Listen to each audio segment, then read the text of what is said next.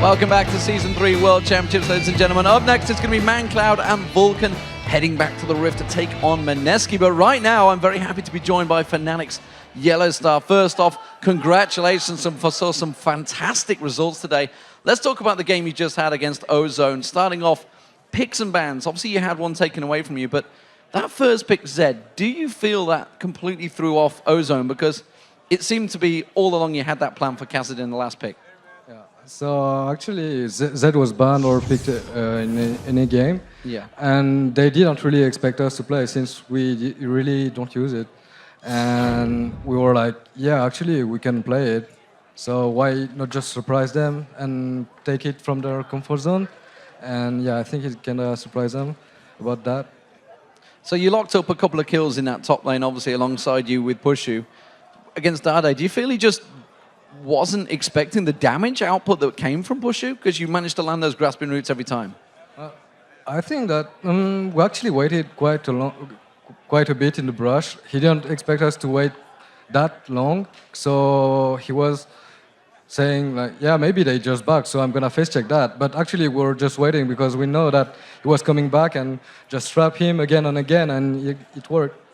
I mean, you were landing grasping roots throughout that game. I want to cast your mind back to the Vulcun game you had earlier on as well. How good was it to feel when you snuck around the side, flashed through, and got that 5-man Stranglethorn down? They didn't have any vision on me in any games, so it's actually not that hard to land this spell, and I'm really happy with that. Very humble to land a 5-man Stranglethorn. I think quite a few people out there are thinking, it's pretty hard to land that. So what's changed for Fnatic? Obviously, the first game you lost against Vulcun, but today you've gone 22-minute games or something like that. Are you guys just settled in LA, or has there just been a good practice regime since you've been here? I would say that we did a lot of mistakes in that game, and Vulcun really managed to play really well, and they snowballed from that. Also, we had some problems with Peke, but we just take over, and we just try to correct the mistakes, and it's just going really smooth and better and better. And finally, it looks like you're going to get through the groups now. You're 5-1, looking towards the quarterfinals. Which quarterfinalists would you be looking towards out of the 4 opponents that are there? Which one do you want to get in that draw? Well, first of all, it's about luck. I mean, it's random because if we get seed 1 or 2, it doesn't matter. But let's say, I don't know, all of them are really good. So we'll just take what it comes. Excellent. It's good to hear, and congratulations on the wins today. So we're going to head over towards Joe and Jat, though, for the final match of the day and all the play-by-play action. Let's see what they got to say. Thanks a lot, Demon. It is time for that final match of the day as North America's Vulcun takes on Southeast Asia's Team Mineski. Now, Vulcun's loss earlier on in the day makes them a bit of a long shot for those quarterfinals. But regardless of the standings, the last time these two teams met, the Filipino squad really gave Vulcun a run for their money. That was their closest game to a win, I'd say, so far from Mineski. Yeah, I think Vulcun tried a bit too hard to end it fast, and then by 13 minutes, the towers were actually even, the gold was even, and Mineski actually had a kill lead, which was their first at the tournament at the time. But then mancloud turned it around, there was a rumble in the jungle, they got an ace, and then the tight game turned into a 35-minute win for Vulcun. So let's take a look then at the two teams for Vulcun and Mineski, starting with Vulcun and their top laner, Psycho Sid. They, of course, have Smithy in the jungle, mancloud in the mid lane, Zuna the AD carry, and Bloodwater the support. And, of course, on the red side, we have Mineski with Snore in the top lane, Kaigu in the jungle, Yume in mid, EXO on AD carry, and TG on support. So let's talk a little bit then about the champions in this one and what we can expect to see. I mean, if we look down the two supports in particular, a lot of Zyra being played by the both of them. In the mid lane, mancloud, Orianna, Ahri that is really brought to the table in this one. It's hard to say what Yume is actually going to play because he seems to have not been scared to branch out in different directions. Yeah, and specifically talking about the supports, both these guys are coming off fairly rough games. Bloodwater got baited in their earlier game today, flashing into the turret for a barrier, ended up getting them for a double kill and kind of hurting them in their overall chances for the game. Whereas this entire World Championships, TG has been dying a lot on support. Both of these guys really have to kind of find a way to pick it up. And if we look at this game also overall, Vulcun is not out of this entirely.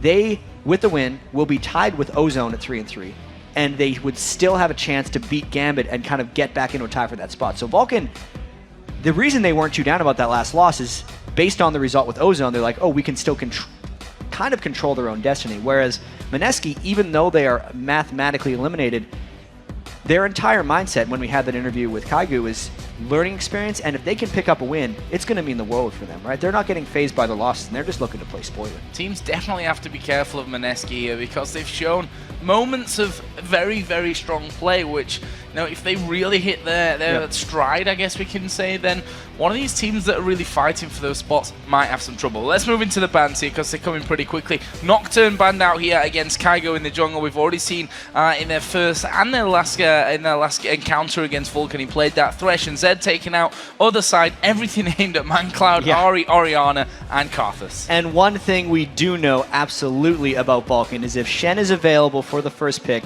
they're picking Shen. That's just what Psycho Sid is comfortable on, and that's why they picked it there.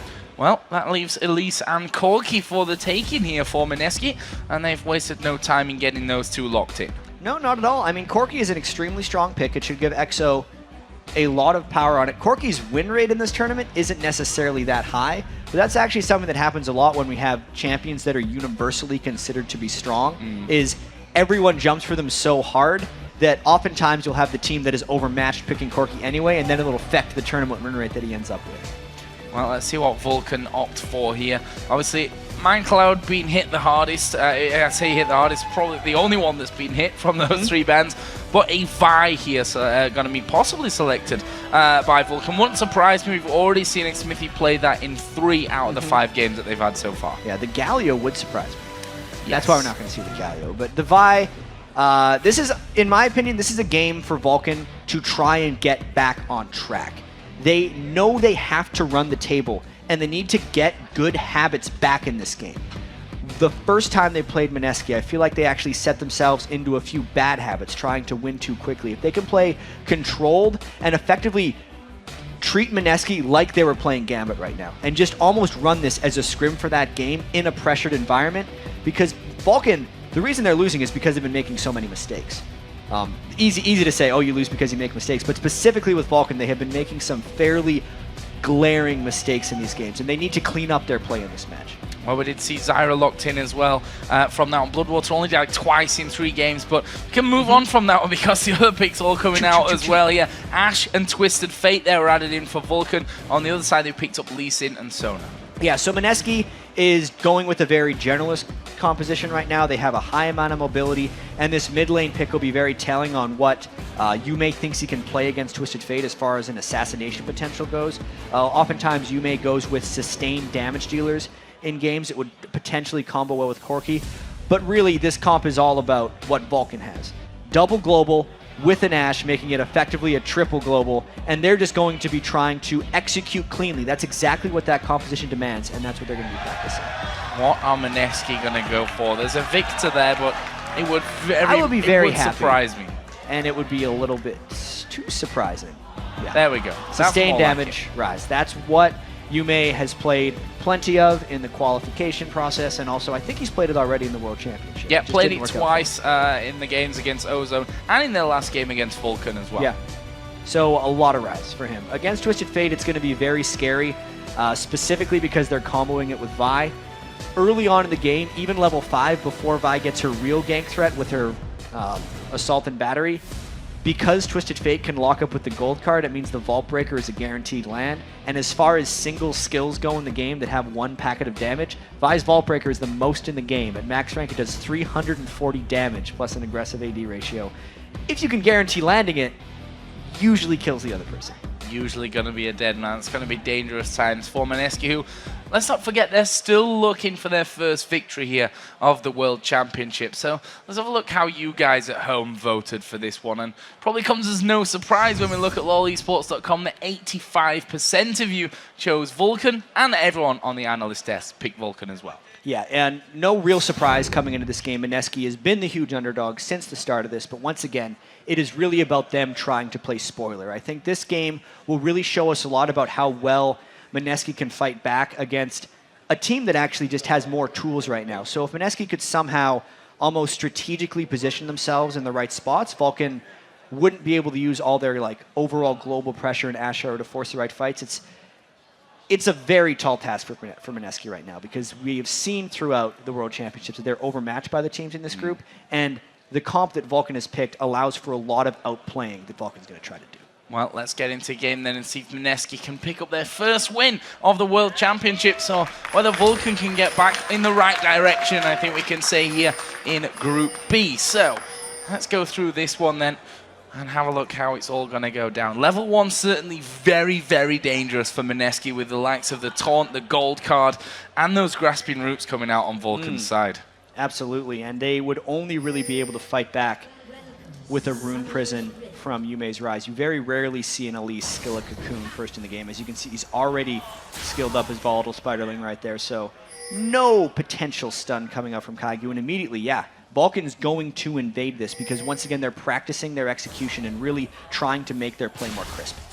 There's a good Spiderling actually coming out there for what that damage is worth at this stage. Mineski actually coming across here. They may try and challenge this invade on towards the blue buff. TG and Snowy there just spotting Zuna off down towards his bottom side. So actually will be a 5v4 now. Zuna has to get back around for this one. Sid gonna go in there, gets the taunt down. There's a Vault Breaker as Kaigu has to back away, but Zuna comes in from the backside. Snowy in trouble. Smithy flashes out. Exo now getting locked up. He's already used his barrier. Can he get away? There's a flash over the top. Mancloud, yeah, he gets away as well as the Grasping Root landed. There's a stun card. TG's a dead man. Sid picks up another kill for Vulcun. And that was the level 1 we were talking about. The start could not have been better for Vulcun there. It seemed like a bit of a risk for Vulcun to engage 4v5, but they actually had that all planned out. Oftentimes at level 1, you don't have enough burst damage to finish off that first person entirely, and they would generally flash away.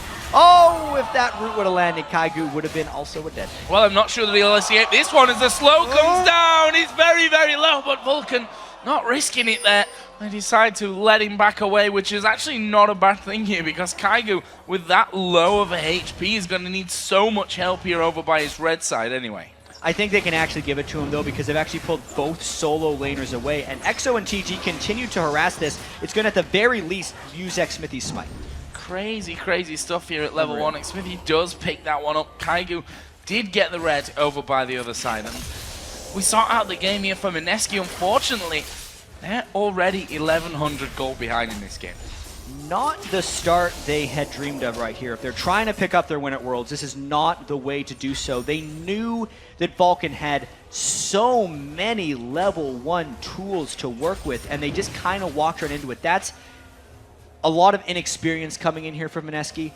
Oftentimes, you're almost greedily wanting to go into a level 1 against a team that you feel a little bit outmatched on, because crazier things have happened at level 1. Sometimes you can just get the right fight and expect the game to turn around from there, and that was exactly what Mineski was going for, even if they were walking into a whole bunch of utility. So Zuna, with that first blood coming in, is going to be a real menace in these early levels against Mineski's bottom lane of Exo and TG. And you see there already Exo knocked back, and he's going to have to recall, and he's still level 1. So by the time he gets back, Zuna's going to be up at least at level 3. It's not a matchup you want. Yeah, Ash's early laning phase is tremendously strong, and that is just multiplied by the fact that Exo had to use Flash and Barrier at level 1, and the fact that that lane is still yet to level just because they were so late to lane, and they had the long amount of time spent harassing off the blue buff. Bloodwater and Zuna are in complete safety and control right now, because you also have to consider that they stopped Kaigu from getting the blue buff, which means there's not even a chance that Elise could be ganking them right now for playing so aggressively. That's Snowy going head-to-head with Psycho Sid, and look at that, Xsmithy with that blue buff still running. He's going to go onto the top side of his map. Kaigu not really daring to come over and even seeing if that blue buff had been already taken from them. Too much respect that he's got for that one, and actually will just go about his way, which means, as you said, no blue buff aim at the start. Finally, we're going to see Exo coming back into lane, and Zuna is already level 3 from that one. Kaigu is in the top lane. We'll see what he can do. This could be a little bit risky here. Psycho Sid is not giving Snowy much respect here. Elise is here for a 2v1. There is the Cocoon actually landing, and Psycho Sid in trouble, does have his flash available, will use that. There is a repel coming down, but he's backed away from it a little bit early there, Kaigu. I think they could have finished that one off, you know. I think they were fearful of the X-Smithy counter gank if they went all the way in. Snoy and Kaigu were both a little bit low and couldn't take multiple turret shots. I think it would have been worth the risk, though, all things considered, because Mineski needs to make something happen after that atrocious start. Yeah, I think that risk would be calculated from this. I mean, he can't really get much worse than he has been going right from that level 1 start for them. So, I even see Zuna back into lane. Exo, with that bit of time that he have as Zuna went back, has caught up there in the levels. But in terms of items, Zuna's going to be putting out incredible damage onto him there. We see already Exo in trouble as he does get rooted up. Has to use a Valkyrie to back away from it completely. Less than half HP, he's got to go home again. Yeah, and I really wonder if we're going to be seeing more of Ashe Zyra into Corki matchups right now, because Doublelift has talked a lot about lane matchups and how if you don't play Corki, you at least need to play a Corki counter. We've seen Fnatic play it today, we've seen Vulcun play it today, and we know in the quarterfinals, Cloud9 actually just arrived today in Los Angeles. They were kind of the originators of the Zyra Ashe lane. It's definitely working out for Vulcun right now. You can see that early on, Ashe can outrange and outtrade Exo a little bit, and since he has the level advantage, it'll also mean that Zuna hits level 6 first in this lane matchup, meaning his Enchanted Crystal Arrow can kind of combo for some kills with Zyra and her double crowd controls in the lane. It's working out wonderfully for Vulcun right now, and I expect to see more of it. And there is Exo again. He literally walks into the lane, grasping roots, a plant, a volley, and an auto attack, putting him down at half HP already. And that is just not good news whatsoever for Exo. He's up at he's 20 CS behind already, not to mention that kill and assist that Zuna already has. Minion Wave is going to be headed his general direction, but another thing to mention here is that the ward control, the map pink warps down pretty much across the board for Vulcun. They've got complete site control, and they'll be able to make plays off that as well. The only thing they have to worry about here is Kaigu, who's actually coming in for gank right now. Yeah, but mancloud actually using his flash, and here comes X-Smithy right on towards Yume. He's not quite level 6 yet, so doesn't have Assault and Battery to lock him up, but look at the damage coming out. Both Kaigu and Yume falling to roundabout half HP, and they have to back straight away from that, not able to follow up onto mancloud. Yeah, Mineski got so much damage onto mancloud at the start of that gank that he wasn't able to participate with X-Smithy's late arrival right there. A little bit less damage down onto mancloud, and X-Smithy would have landed the counter gank. But all things considered, it does mean Vulcun can push back a little bit. Yume had to go back since he's just running the tier. Such a squishy rise right now, and Vulcun gets a little bit more turret pressure. So down on this bottom lane, CS continues to grow for Zuna. So pretty much that half HP is where he's sat right now, and he's probably going to stay there for quite a while. X-Smithy obviously having the timing. They picked up that blue buff right from level 1. He's going to take that again as mancloud is going to be Destiny down towards his bottom lane. TG won't escape that one. There's a flash away, but X-Smithy coming around the side. He's level 6. There's Assault and Battery. Slams down Exo for the kill. 5-man gank from seemingly nowhere. That's the tools that Vulcun has if they want to just pick on someone. Exo and TG, even if they hadn't been bullied in lane, even if they had their summoners spells up, don't stand a chance against a 5-man gank that can appear just like that. What Mineski needs to do in that situation is have the other lanes pushing. Snoy and Yume would have needed to have enough pressure on their lanes to prevent that from happening, but once the 5 people get there, there's really nothing for Mineski to do as long as Vulcun executes cleanly like they did there.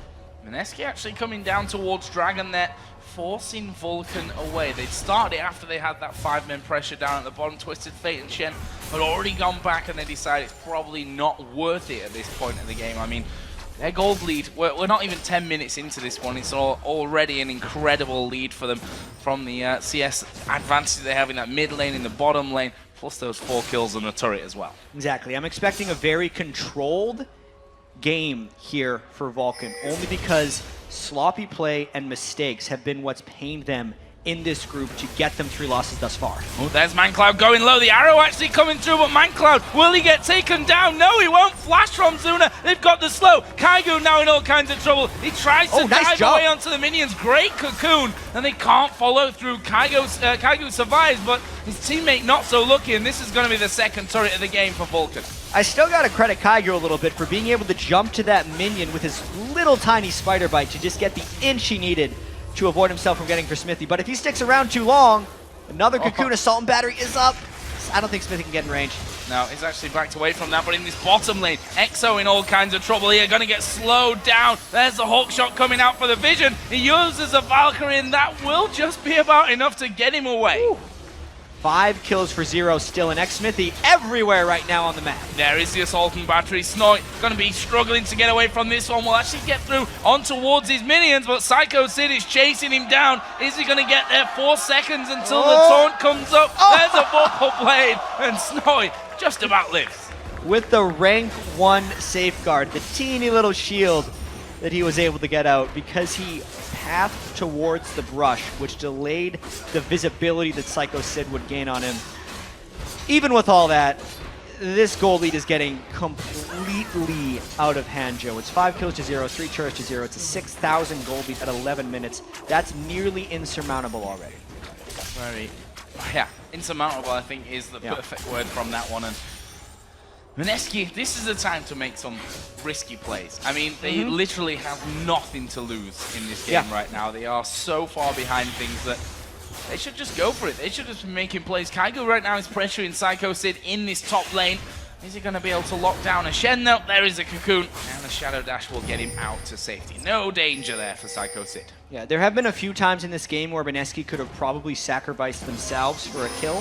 Usually that's a bad choice because you usually get tricked into it. In fact, it happened to Bloodwater in their first game of the day where he flashed into a turret for a kill and ended up getting the rest of his team in trouble. And it's doubly hard for Mineski right now to try and make a play, only because Shen and Twisted Fate and an Ash Arrow can appear from pretty much anywhere. So even if Mineski feels like they'd have an advantage, they probably don't.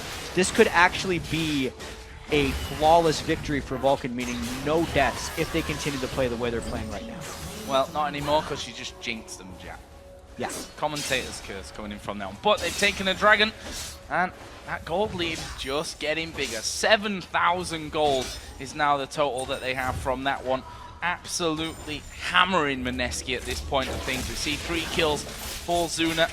We've got 5 assists for mancloud, which is always going to be a threat, however many kills he's got, because of that global presence with the Shen coming in there as well, who's almost got that Sunfire cape done. And you look at Lee Sin in that top lane, Snoy. He's behind in CS, not been involved in really anything at this point. He's got a Vamp Scepter and a Doran's Blade and a Doran's Shield. He's really a bit of a non-starter in this one. Even with that, he is probably the member of Mineski right now who is the most likely to make a play for them. He's only 14 minion kills down on Psycho Sid, which if you compare up and down, and you don't count the jungle as the highest, but here we go, Yume. It's hard to run from TF here. Yeah, Destiny put down there is the Rune Prison, but are you going to escape? Not now, you're not, because Bloodwater comes in. Grasping Root will lock him up, and that will be 6-0 for Vulcun. This is a landslide. Yep, Lich Bane completed by mancloud. He's just going towards his Twisted Fate build. In fact, Zuna has actually built an early Avarice Blade because he feels like he has such a lead in the lane that he can essentially dump any of his advantage into a gold per 10 item that gives him extra gold on last hits. One thing that I can actually touch on right now is crit chance. Oh, Smith is going to survive. Yep, all right. Kaigu's going to survive, at least going in there. Yeah, we're going to have a fight here in mid lane, I think. Yeah, Smithy does have that Assault and Battery, and actually Snoy just coming down from this top side of this one has landed the kill, but decided not to follow through on that one, and probably wise.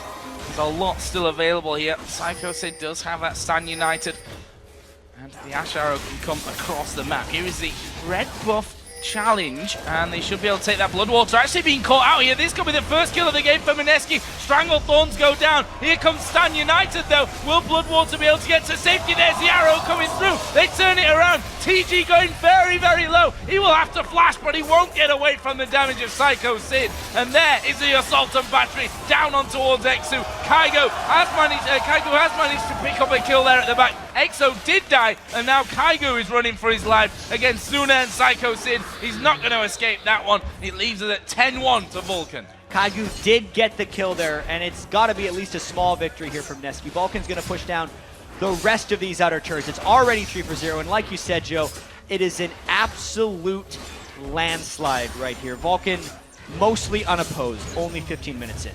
Certainly a very different game to when these two teams first met. We talked about it in the pregame that looked like Mineski's biggest chance to be picking up again. That was the game that they impressed us most in, but Vulcun obviously had a few words about that performance here because this is a completely different turnout from them. Yeah, Vulcun needs to shape up as far as the rest of this World Championship concerns because they are not eliminated yet and they still have a chance. They're trying to play clean right now. I think the last time they played Mineski, they were trying to rush things and they weren't respecting them as an opponent right here. And even though this is such a landslide, it's strange to say it's a landslide because they're respecting their play right now.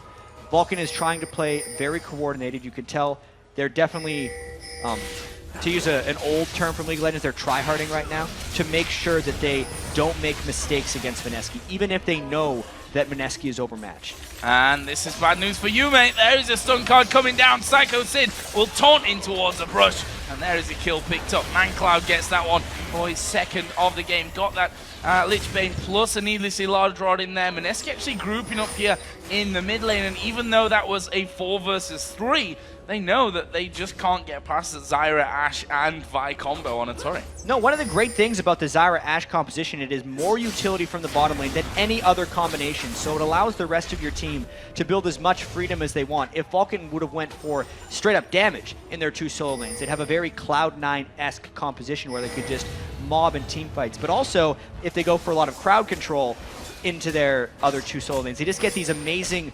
combos of crowd control, one after another, that just locks up the enemy and leaves no room for counter. And there is the lockup. Exo gonna go down, and that is, well, an incredibly clean kill from Vulcun. That gets them another inner turret, and Mineski now have no turrets outside of their base, and they have to, if they're gonna try at least for this one, they just have to group up and fight here, because they're just giving everything away without doing anything back. Yeah, at this point, though, it's a little bit too grim for Mineski. I actually do want to talk about the Avarice Blade item build a bit because I have a chance, and I actually like talking about item math, so to speak. Most, like all carries, get natural scaling for attack damage and attack speed, and as far as the balancing of gold efficiency for stats, attack damage is the most efficient, followed by attack speed, which is also, attack speed is also a multiplier based off a champion's base attack speed, so attack speed is actually more efficient depending on what champion you're playing. Ashe has a very high base attack speed, so you want to build it on her. And then crit chance is actually the least efficient of the 3, but because it is a multiplier, once you've built attack damage and attack speed, you then want to build as much critical chance as possible, which is another reason why an Avarice Blade early is completely bypassing power. You're literally just doing it for late game gold flow, which is why Zuna, when he built that, knew he was way ahead in that lane, that he could get away with building crit chance, which was the least efficient stat for him at that point in the game. Well, it's working out for them so far. Yeah, it's working out. No doubt about that one. I mean, look at the gold. It's very one-sided, I think, is the understatement of the day from Joe. Good job. So, Dragon started off here by Vulcun. No one around for Mineski. This one isn't a gift, basically, for them. I'll take that without any problems whatsoever. See a lot of wards down from Vulcun in the enemy jungle, and they're just exerting that whole stranglehold as they move themselves further and further up the map. Lee Sin needs to be careful on that top side because he's walking over wards as he trudges his way back towards the base. Yeah, I'm expecting an Ashe Arrow very shortly, followed up by probably X-Smithy and maybe Psycho Sid coming on the back of him. They can effectively get to anyone they want, knowing that mancloud gets to go wherever he wants as well. Oftentimes, they will lead with a hawk shot to scout inside the base if Mineski's trying to pink ward inside the base and clean it, and then just go. And knowing how poked down Mineski is right now, it would lead to a very clean fight. And that's what Vulcun is all about right now. It's just crisp and clean execution. And we just saw there the Shen pulling everyone away from that mid lane. Here we go. Arrow comes down. Assault and Battery goes down. X-Smithy and Psycho sitting there. Crescendo comes in. Stranglethorns will actually knock Yume up. That's 2 kills. A double for Bloodwater as they move over towards the backside. Corki comes off the fountain. Kygo will be in there. He's fallen very low. Exo has to flash onto the fountain itself, and there are only 2 men left alive here for Mineski to hold on to their base. Looks like a 19-minute inhibitor for Vulcun, and we can't be too surprised knowing it is a 16 1,000 gold lead and a 7 turret to 0 deficit that Mineski is fighting from right now, Joe. Vulcun playing it a little bit safer though here, backing away from this one. Kaigu and Exo managing to hold them off, going to push out that bottom lane and that mid lane as much as they can, but this one is just surely a matter of time until Vulcun really break through, maybe take that ace in the base and finish things off. Yeah, this is about as one-sided as they come right here for Vulcun. And as far as the rest of the group is concerned now, I think we can talk about this because Fnatic moved to 5-1. Gambit is sitting at 4-2, and this victory will move Vulcun into a tie for third with Ozone, who I don't think anyone expected to be 3-3 coming into the World Championships here in the group stage. And for all the North American fans out there, it means Vulcun is still in control of their destiny because the team that is ahead of them, I believe, someone please tell me if I'm wrong here, if you're from production, if they beat Gambit, they haven't played them twice yet, if they beat Gambit, they will tie them in the head-to-head, and that basically means they would have to play another tiebreaker game. So if Vulcun wins out and then wins the tiebreaker, they're into the quarterfinals. They are completely in control, and a practice game like this, well, not a practice game, but the practice they get from this game is very important. Well, Kaigu at this point going to be caught out here by Xmithy. We see him repelling, but where's he going to go? He actually goes further away from his base than he originally was, and he's finished off by Xmithy, and now they're chasing down Corki inside of the jungle. There's Destiny. Stone Card comes down. Exo actually managing to stay alive for quite a while. mancloud now in trouble. He goes down. Snowy picks up the kill. There we go. They get one back there, even though Kaigu was going down. And the rest of Vulcun, though, collapsing in. Mineski's got to run away. Snowy down to half HP. There it was. The assault and battery. They've actually managed to lock Yume up there with those Stranglethorns as well. There's a crescendo, a good one, actually coming out from TG. But in the meantime, Zuna hammering away on this top inhibitor. There'll be nothing that Mineski can do to stop this and that inhibitor going down. Yeah, even though they have 4 people live right now, they just do not have the strength or the gold to get Vulcun out of their base. 16,500 gold, almost 2 minutes in. 22 minutes in, and Vulcun actually backing away once again from this one. And probably, well, to me it looks like the fact that they're not recalling at all here, they may just go in there and pick themselves up a Baron. Slow and steady wins the race right here if you're Vulcun. You can see right now mancloud hasn't played the perfect game he'd expect right there, getting caught a couple times here. You can see though Mineski still got smiles on their faces. They know that they were overmatched here, but they're still trying. I feel like they're playing the game right now. They want a couple kills. That's the game they're playing. Well, we've talked about this before for Mineski. It's not like they've won nothing almost here, because they're coming in, they get incredible experience going against teams like this. They almost build for their future coming in, and they win prize money as well along the way. It's definitely not a bad deal either way for Mineski, but their aim here is certainly to shock someone. It's to pick up a victory in this group stage somewhere along the line. Yeah, if they want to do that though, they have to play substantially more aggressive early on in the game. I think we actually saw the start of that in this one when they, even though they were outmatched champion-wise at level 1, they still went headfirst into it because they were hoping to get an early advantage. That didn't work out for them, and it was clearly all downhill from there. So, Baron on here for Vulcun. Lane's being pushed up. Zuna out with that static shift added into his Infinity Edge. We got a Zonya's on mancloud as well, and so he could have done with that. He gave the second kill of the game away as the Destiny onto the base steps, but Vulcun here are pushing this bottom lane. Right now, Mineski are focused on pushing this mid lane out, as we are going to see Assault and Battery coming in. There's the arrow. Stranglethorn's going down. They're going to lock up Exo. He's not escaping. Kaigu will fall as well. Destiny going to be popped. He comes in from the side. He's got to pull the card. There it is. He's on the fountain, but he's pulled it nonetheless. Yume goes down. Triple kill for Zuna. Gotta feel good there for Vulcun. 21 kills to 2. They need to take the momentum from this game and move it throughout the rest of the group. So here we go, the Nexus turret's being focused. Only Snowy left alive. He's going to dive in there, give Zuna a kick, but he gets off to the ward and he actually gets into the fountain, still with some life. Zuna going for him. Zuna, is he going to finish him off? No! Sid going to tank up the fountain. Zuna dies as well. And Snowy holding on just about. They're going to go for him again, with the Nexus here being hammered away on. Will get finished off, and Vulcun pick up a very one-sided victory. to keep their hopes alive during the World Championship. Yeah, we knew it from the start. Vulcun was in a must-win situation, and Mineski was just looking to play the spoiler. They didn't spoil much today because that was a 21,000 gold advantage accumulated across a 24-minute game. Vulcun went back to the Zyra Ashe. They got their Twisted Fate Shen, which is their favorite composition and has been throughout the North American LCS season. If Vulcun can get compositions like that against the rest of the opponents in Group B, it's all in their hands. And you have to admire Mineski's spirit here as well. I mean, this is a tough time for them. They've come here, they've been beaten soundly in every single game that we've seen from them. They've still got smiles on their face. They know that their League of Legends career is not just for this one event, that they're building for the future as well. And all credit to them, they're still having fun. And I think the fans are also behind Mineski in large part to their attitude here, as you can hear. There we go. Yeah.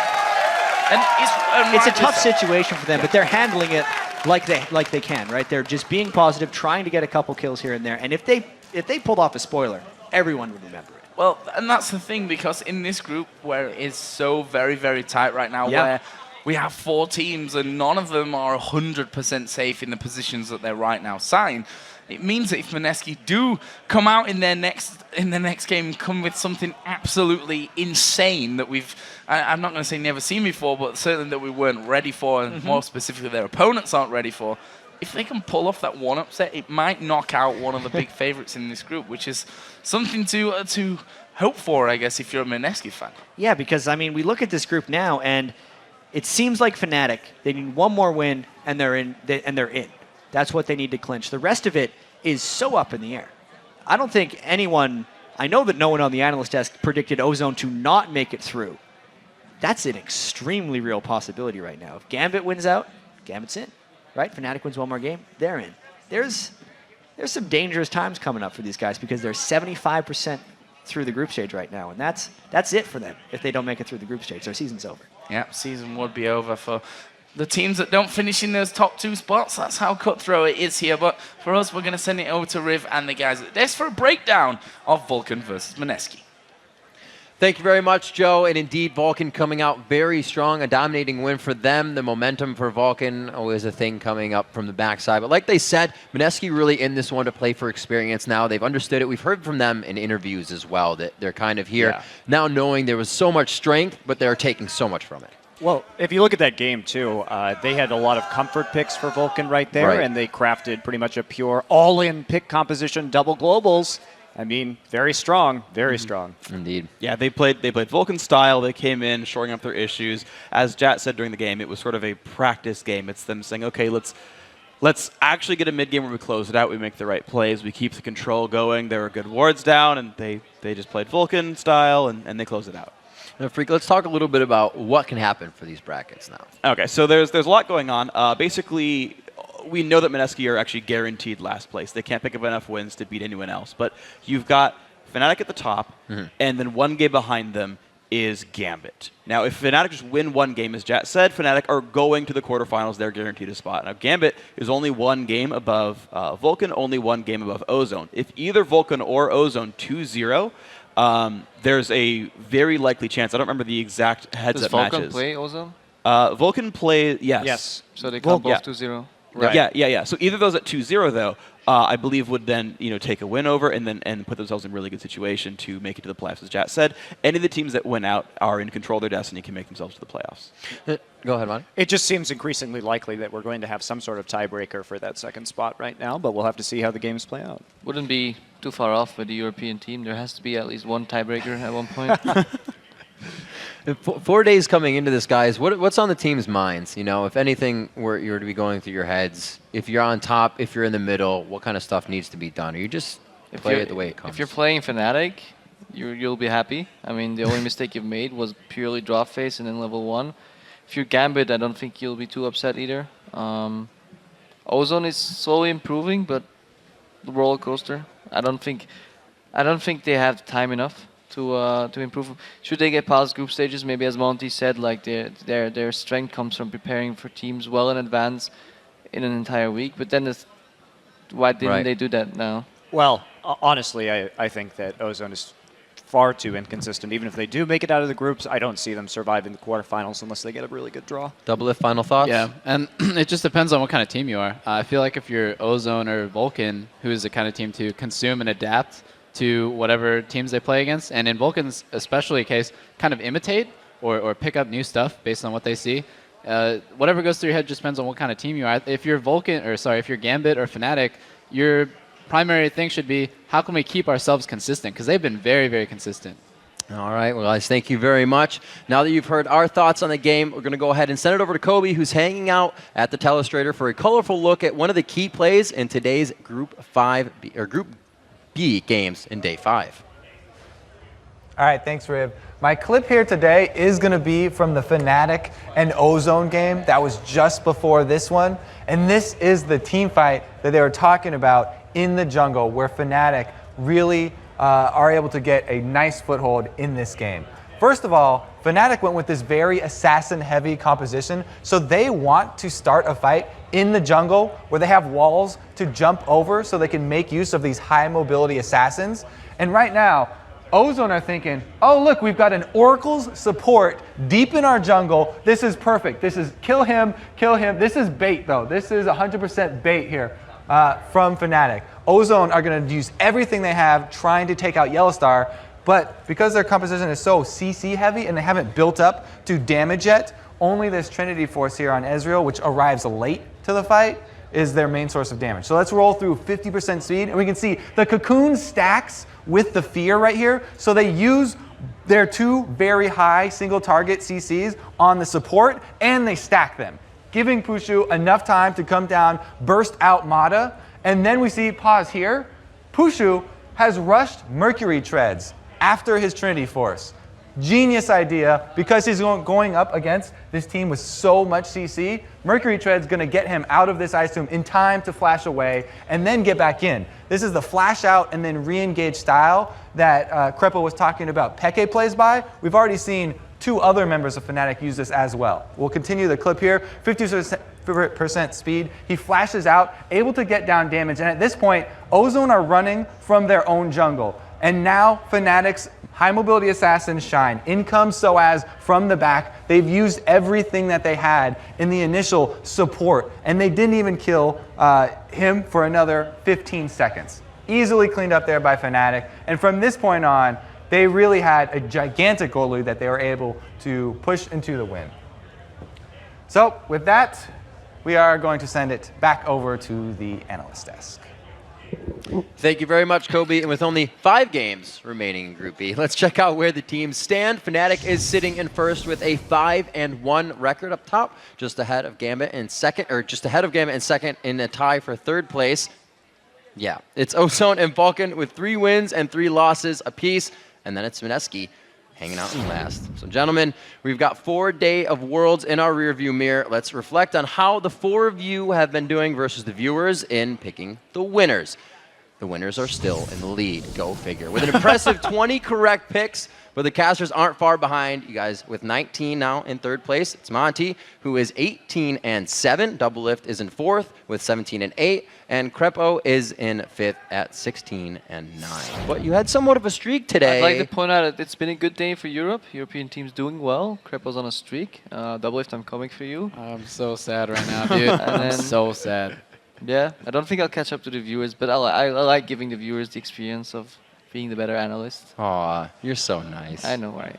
Whatever people say about you isn't true. And we're just about ready to shut down the studio here for the night, but we'll be back here tomorrow with 5 more matches, this time from the A teams. Up first, Nuke Duck and the Lemon Dogs look to claw their way back towards the top of the standings when they take on Faker and SKT1. Then first place OMG battles